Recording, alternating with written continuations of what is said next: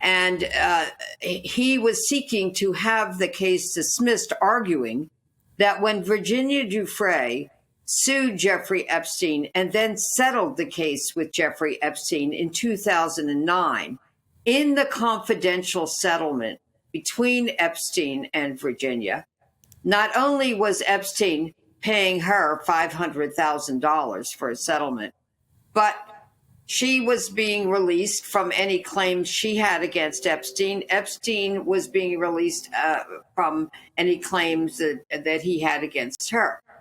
He was releasing those. But also, the Duke was arguing he was what we call the third-party beneficiary of the release. In other words, there was language in the release that appeared to release others other than Virginia and Epstein. Now, the Duke of York was not named. They didn't name him as Prince Andrew or give his legal name. But he's saying that he was a potential defendant. Okay, the judge says, well, what's a potential defendant? Who would be a potential defendant? Who would be a defendant, let alone a potential defendant? That the language that was drafted by the attorneys was ambiguous.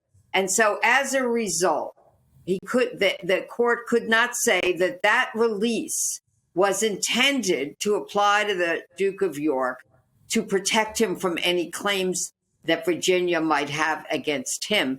And part of the reasoning was that the Duke of York didn't even know about the settlement because it was a confidential settlement. So he didn't even know that it was going to apply to him at the time. Okay. In fact, it was intended to apply.